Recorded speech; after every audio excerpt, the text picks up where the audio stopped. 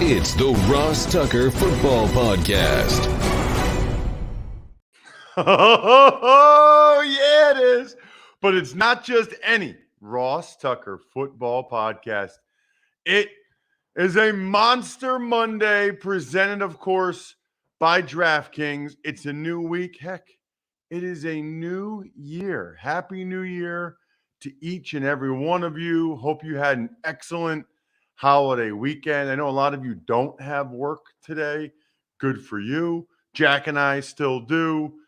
We are getting off to an early start here in 2023, recording this a little after 6 a.m. Eastern time. Get it posted for you guys a little bit earlier than normal. We're going to try and do that a lot this year. It is 2023, which means Jack is officially the full-time producer of the show now. Kudos once again to Brian for an amazing 10 years together. We obviously wish him well, and we'll get him on the show from time to time if he's willing to give us an update on everything going on in his very busy life. It's a new week, which means we will have new winners. I love when you guys try to be winners. I love it. It just shows that you care, right? To spread the word winner via social media. Let's keep the TikTok humming. I love it. It's really easy for you. If you're not on TikTok, get on your kids' TikTok, get on anybody's TikTok, follow at Ross Tucker NFL. Or you know what the other one you could do? You could follow Ross Tucker Pod on Facebook. I'm looking to get more people following Ross Tucker Pod on Facebook. So check that out as well. Sponsor confirmation email winner. Got a new sponsor this week. So you've heard from Zengo, Raycon, First Leaf, ExpressVPN. But West Shore, I am so pumped about West Shore Home. I'll tell you why, and I'll let you know a little bit later on in the show. And then, of course, I did a shout out over the weekend. Somebody that won the YouTube shout out, and they said, you have no idea how much this means to us, how much we need this. It was a shout out for their daughter for whatever reason. So I love it. I love giving you guys shout outs that you're looking for. So just go to youtube.com/Ross Tucker NFL. Hit the thumbs up to subscribe to any video. Reply to any video. Heck, you can even just reply shout out. Just looking for the shout out, Ross. That's fine. It all counts. It's big show time. The Big Show. All right, Ross, before we get in each of these games, what were your overall themes from Week 17 in the NFL? Boy, there's a lot, Jack. I feel like I have a lot of themes this week. Let's start with, once again, no Lamar Jackson for the Ravens or Jalen Hurts for the Eagles. And it was very clear. It was very obvious. Two teams playing home games. Eagles could have clinched the number 1 seed. The Baltimore Ravens could have put themselves in better position in terms of winning the AFC North. Now, if the Bengals win tonight, the Ravens are eliminated from winning the AFC North. Neither backup quarterback played particularly well, and you can see how much both of those franchises are missing their starting quarterbacks.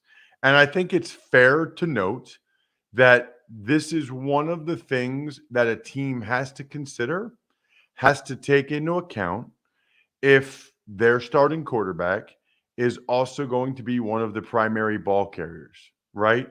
You almost have to account for the fact that there's a decent likelihood that they're going to miss a couple games a year and that's going to affect your team. So whether you make sure you have a really good backup or you just acknowledge that you're going to be a disadvantage in those games and you accept it, 2 years in a row, really for both of them, right? Jalen Hurts missed the Jets game a year ago for the Eagles. He's missed a couple games now this year. Lamar Jackson missed several last year. He's missed several this year.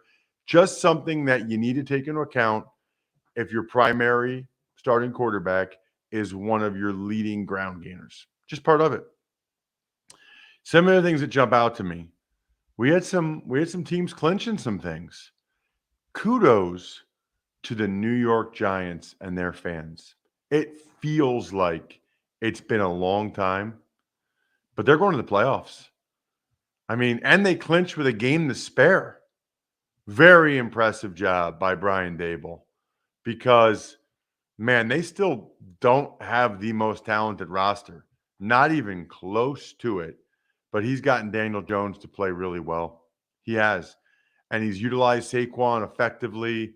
And they've got a bunch of no-name receivers that have made plays for him. So kudos to Big Blue and the Giants. It's a big step in the right direction. Big step, no matter what happens moving forward. And I don't put anything past them in the playoffs. I think they can be a competitive out, especially if they play the Vikings again, which is looking very likely. I wouldn't be surprised if the Giants win that game at all. The Bucs winning their division, wow. I mean, they were down 14-0. They were down 21-10 in the fourth quarter. You cannot kill Tom Brady. I wrote this on Twitter at Ross Tucker NFL. It's his worst season, pretty clearly, and he's a division champ. I know the division is not good.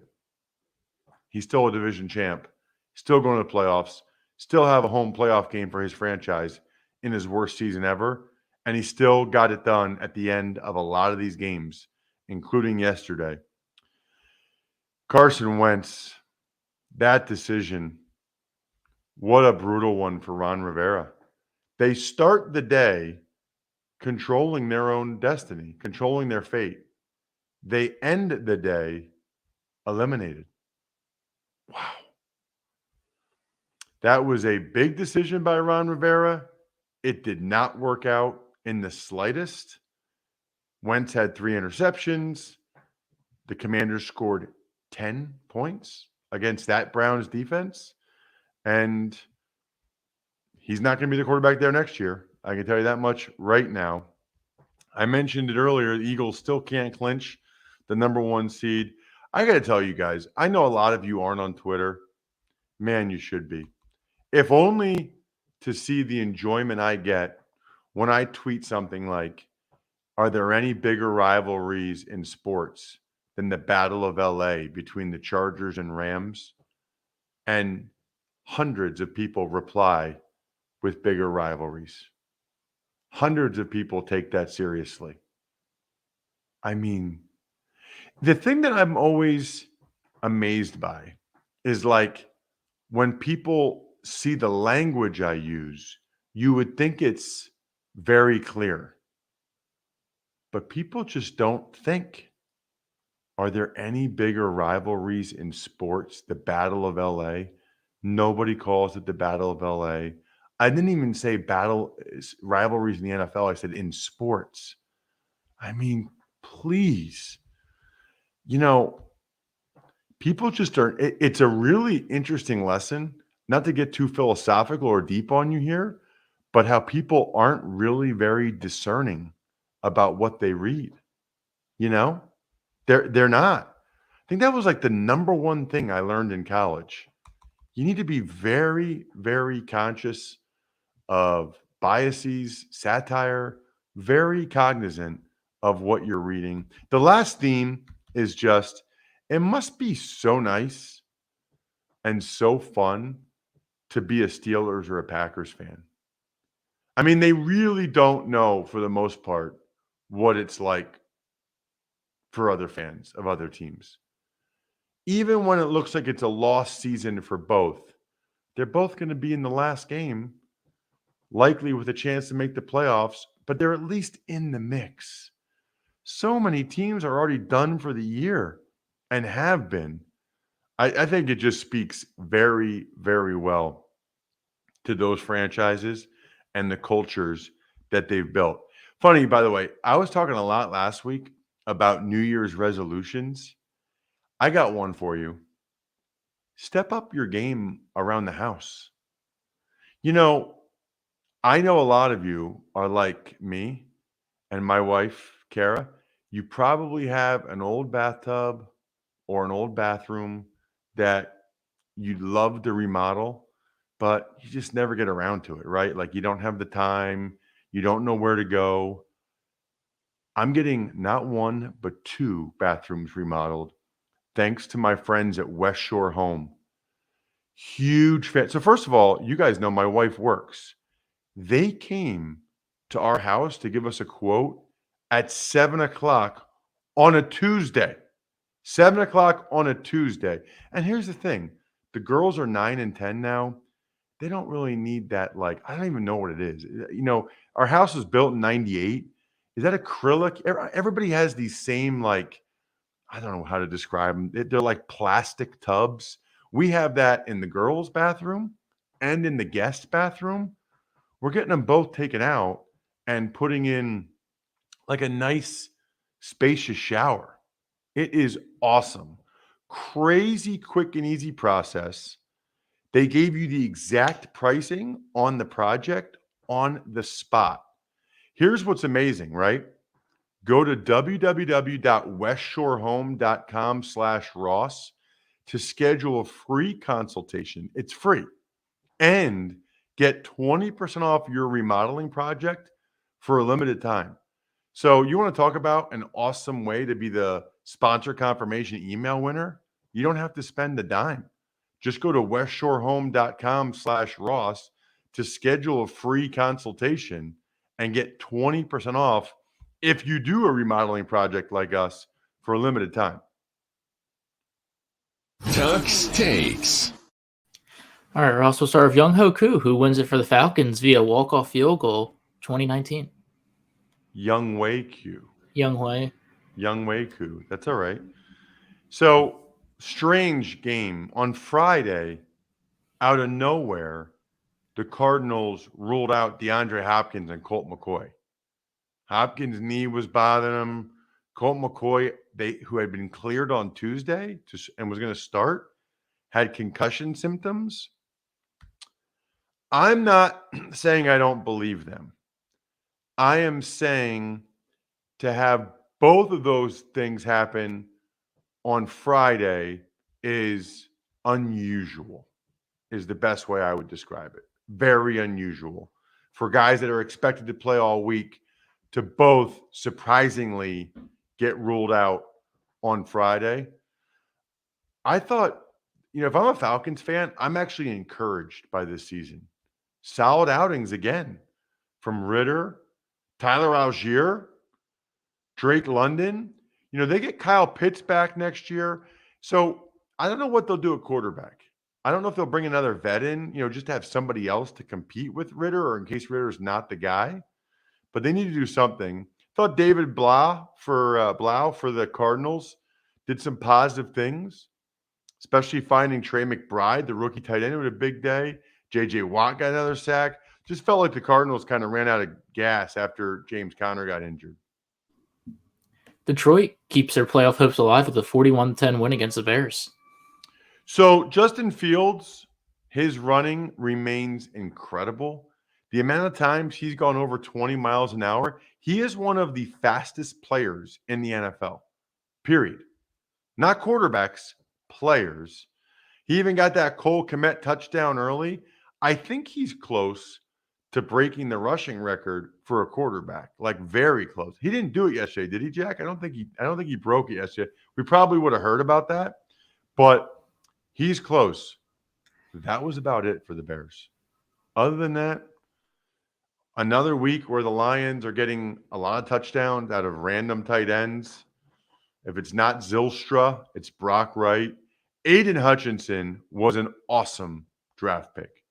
He's got 7 sacks or whatever, but he had another athletic interception. That's 3 athletic interceptions. He's like 6'7", 270 to have 3 athletic interceptions. Plus, they have another stud rookie rusher, James Houston. I mean, you got to be fired up if you're the Lions about these young bookend DNs moving forward. And then the offense just ran and passed through a terrible, terrible Bears defense, 41-10. And now the Lions, very decent chance that they have a chance to go to the playoffs. They need the Seahawks to lose this upcoming weekend, which I don't know if that's going to happen or not. But at least the Lions have put themselves in this position. Another big statement game, this time from the Jaguars, who beat the Texans in a literally meaningless game, 31-3. Well, that's not true, I think, though, Jack.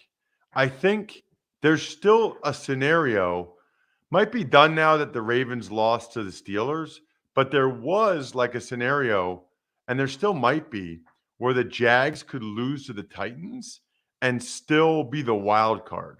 It's like the Bills have to beat the Patriots, Jets have to beat the Dolphins. There's like a bunch of things have to happen, but the Jags could theoretically lose to the Titans and still win a wild card spot. I don't think that's going to happen. That game, by the way, is Saturday night, and I expect the Jags to beat the Titans. I think the game is in Jacksonville. That's cool for those people. After how beat down they were last year, they get a home Saturday night, essentially playoff game to win the division with a first-year head coach and Doug Peterson and Trevor Lawrence. I'm excited for them. Travis Etienne had a long run. Huge step back for the Titans or for the Texans on both sides of the ball after some of their recent performances. Jags were able to sit a bunch of their starters when they go up 28-0 in the third quarter. Russell Wilson, the Broncos look a lot better, but they can't get it done against the Chiefs 27-24. For some reason, the Broncos play their best games against the Chiefs. I have no idea why. They had a lead late in the game. This could have been a huge loss for the Chiefs and significant for the Bengals and the Bills who play tonight. But the Chiefs got it done. By the way, Chiefs-Raiders next Saturday at 4 p.m. Eastern time. And I'll be calling that one. That's my game next week, Jack, out there in Las Vegas. Mahomes was his typically incredible self pretty much throughout. He's going to be the MVP. He should be the MVP. He did have a red zone interception, which wasn't great. Other than that, he was pretty awesome. Jerick McKinnon has been on fire, scoring touchdowns out of the backfield as of late. I thought Russell Wilson was under duress a lot. Karlaftis was another good rookie draft pick. Chris Jones got him on that fourth down late. But the Broncos offense showed some life with the new play caller. They used Russell Wilson's legs a little bit, running touchdown, got him on the move. And the Chiefs special teams might come back to haunt them, by the way. Chiefs special teams not looking real good. Shout out play caller. That's another Philly guy. I don't know if you knew that. Justin Allen, their offensive coordinator, is a local Philly guy. No, I didn't know that. Yeah, I believe CB West was his alum. But we move forward. Miami, their implosion continues, this time losing to the Patriots in a pivotal AFC East battle, 23-21. The entire game changed when Bridgewater threw that pick six to Duggar. Not only does he throw the pick six, but then he hurts his hand and he can't grip a ball, supposedly. So in comes Skylar Thompson. And at that point, the Dolphins couldn't really do anything. The Patriots were able to limit the Dolphins wide receivers without big plays. But the Dolphins were up 14-7 second half, even 14-10 till the Duggar pick six changed everything. Patriots offense still not all that impressive, but rookie wide receiver Tyquan Thornton had a nice day. That's one bright spot, is that maybe they finally have a good rookie receiver. For the first time since 2016, the Giants are headed to the playoffs following a blowout of the Colts, 38-10.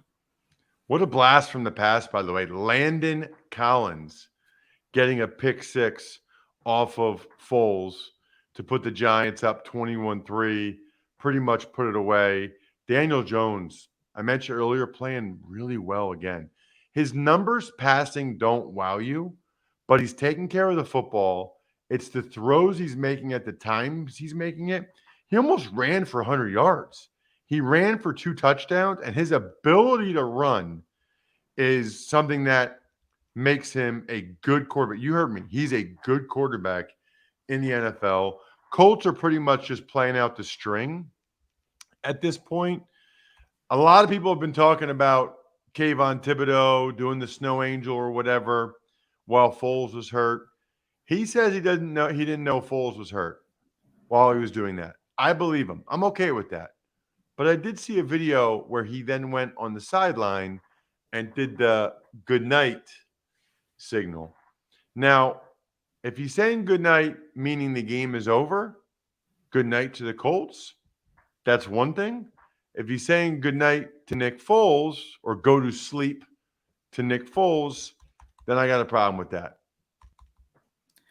Philadelphia's offense looked horrendous without Jalen Hurts, being upset by the Saints at home 20-10. Brutal game for the Eagles. Their worst loss. Kudos to the Saints. They got Marshawn Lattimore back, Chris Olave back, and those guys both made a huge difference. Lattimore made several plays, including a pick six. I mean, he is a difference-making player.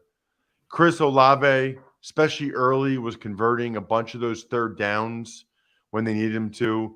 It was a while in the first half before the Saints even had an incompletion, as they totally controlled the clock, never let the Eagles get into any type of rhythm, controlled the line of scrimmage, controlled time of possession. Minshew was never comfortable in the pocket. I don't think there were people open early in the game. A.J. Brown had a long touchdown to get the Eagles within 13-10, but that was about it. Cam Jordan, big day with 3 sacks. Unfortunately for the Saints, the Bucs winning essentially eliminated them, that and the Packers. So the Saints are done regardless, but they are finishing strong. And, I think that bodes well for Dennis Allen. Brady and the Bucs clinched the NFC South on the back of Mike Evans beating the Panthers 30-24. Almost by himself. Mike Evans almost beat the Panthers by himself. I don't know how you let them do that if you're the Panthers. 3 times, including twice against CJ Henderson, they let Mike Evans beat him over the top. 3 times of at least 30 yards. 2 of them are over 50 yards. That is horrible coaching by the Panthers. You have double-digit leads twice, and you let that happen. By the way, the punter for the Bucs, Camarda, maybe made the most athletic play I've ever seen by a punter to save the day. Could have blown the game. Crazy. Thought Sam Darnold played really well. It's some awesome throws to Tremble for a touchdown, DJ Moore for a touchdown. Unfortunately for the Panthers, they just couldn't run it as well, as the Bucs run defense slowed them down pretty significantly. Carson Wentz is struggling in a playoff-deciding game named more iconic duo. The Commanders lose big time to the Browns in Washington, 24-10. 2 years in a row, man. 2 years in a row that he has not played well. 3 interceptions. Set the tone with a couple of bad interceptions early. Jonathan Allen getting hurt for the Commanders set them back. I thought it was by far the best Deshaun Watson's look for the Browns. That was an encouraging second half, if you're a Browns fan, to see how Deshaun Watson looked in that game. Amari Cooper had a nice day. Grant Delpit on defense. And Wentz only having 10 points. I mentioned this earlier. By the way, a lot of people have they're up in arms about Ron Rivera not knowing that the Commanders could be eliminated. It doesn't really bother me. Not at all. I mean, he'll know that by the end of the night, and obviously now they are eliminated. But how did that affect his play calling or game planning or coaching in the game against the Browns at all? I don't know. I mean, they were trying to win the game against the Browns. Then right after the game, someone says, will you consider Sam Howell if you're eliminated? He didn't know they could be eliminated. That doesn't bother me. Look, these guys are focused on what matters. And until they were eliminated, that didn't matter at all. Honestly, I see a lot of people giving a lot of criticism for that. Fair question, of course, but didn't really bother me. An overtime interception from Jarrett Stidham sets up the 49ers to win their 9th straight, 37-34. I thought Stidham, for the most part, played really well, though, especially in the first half. I mean, Devontae Adams is just an absurd football player. Absurd, including that big catch he made late. But Stidham and the Raiders moved the ball very, very well. It was, I thought, highly encouraging the way they were able to move the ball. Brock Purdy continues to play well. Christian McCaffrey is a monster. I mean, that was a big-time pickup in the middle of the season by the Niners to go get him. It's not just the catches he makes out of the backfield. He is a good, short yardage, physical runner. Nobody, by the way, had moved the ball against the Niners like that. Maybe since the Chiefs game. After starting their season 7-4, the Jets dropped their 5th straight, being eliminated from playoff contention with a 23-6 loss to the Seattle Seahawks. Mike White was just out of rhythm all game. I think Jets fans had high hopes for Mike White coming back. He was just not able to get into a rhythm at all. Geno Smith made some good touchdown throws to tight ends that nobody's heard of. I've heard of Parkinson, but Tyler Mabry, I remember when he was at UB. That's wild. They kicked the Jets out. Kenneth Walker has some serious juice. That's another takeaway for me from that game. Big hats off to the Packers, who control their playoff destiny after a 41-17 blowout of the Minnesota Vikings. The Minnesota Vikings. Well, listen, the Vikings, you knew it wasn't their day. They block a punt. They get the ball at the 1, and they get stuffed on 3 plays, settle for a field goal. That kind of set the tone for a bad day. They might have lost the battle and the war. I mean, they lose their backup tight end, Schlotman, and they lose their right tackle, Brian O'Neill, which did not look good. Non-contact injury on the interception return for a touchdown didn't look good at all. Packers' first 2 touchdowns were a kickoff return for a touchdown by Keyshawn Nixon, who was incredible all year for the Packers. Pick 6 by Savage. Packers then just kind of ran over the Vikings, who kind of knew it wasn't their day. Jair Alexander shut down Justin Jefferson. I think he had 1 catch. Packers now have that unbelievable game coming up against the Lions. You missed my cue there at the big hats. Saw you talking about that on Twitter last night. No, I heard it. I didn't miss it. I heard it. Yeah. Jair Alexander was wearing a big hat after the game. Evidently, people are actually wearing those things. This is when I become very happy that, first of all, I never really cared about the trends. But secondly, I'm a dad. I'm middle-aged. I really don't care about the trends now. Like, you will not be catching me in a big hat. Well, you see, Ross, it's funny because it's bigger than a normal hat. We'll move on with the biggest rivalry in football, the Chargers winning this year's rendition, taking down the Rams 31-10. Yeah, I mean, just all of the hype going up into it, leading into it, all of the pomp and circumstance. That I was surprised the Chargers won because you throw out the records when the battle for the hearts of Los Angeles are at stake. Eckler's a monster. I'm so glad they're in the playoffs. He's such a monster. So is Mike Williams, by the way. Mike Williams had a tremendous game. Cam Akers was really like the lone bright spot for the Rams, I felt like, on offense, as they took a big step back after last week. They were much better last week. Rams ran it pretty well with Akers, but that was about it. Disappointed in Baker Mayfield and the Rams in this game. And we'll wrap things up with Kenny Pickett, who leads the Steelers on another game-winning drive to keep their playoff hopes alive with a 16-13 victory over the Baltimore Ravens. I feel like we could just repeat what I said last week. Same game as always. Love the physical nature of the rivalry. Same game as always between the Ravens and the Steelers. That Cam Hayward penalty at the end of the first half, like, that made me happy that the Steelers won. Because that was gigantic. That was the difference between a field goal and a touchdown. Because then Huntley throws a touchdown pass to Isaiah Likely. Huge. Ravens were up 10 in the third quarter. Huntley threw it better than he had been, I felt like, in recent weeks. But the Steelers just keep playing. Najee Harris had a nice game again. George Pickens made plays. Kenny Pickett delivered in the clutch late when he had to. And now the Steelers have a pretty decent chance to make the playoffs, which is really incredible. Kudos to them. Other than that, we got some shout-outs, Jack. That's how we do it here. At the end of every Ross Tucker football podcast, you can get a shout-out for your business if you are an I Think We're Done Here member of patreon.com/RTmedia. So shout-outs go to Pizza Boy Brewing, Sporticulture, HumanHeadNYC.com, SteakhouseSports.com, Go-Bengals.com, Evergreen Economics, Vision Comics with an X, BackOfficeScheduler.com, And of course, myfrontpagestory.com. I know you don't know what to get somebody for Valentine's Day, which will be here in a month. Very clear. It's myfrontpagestory.com.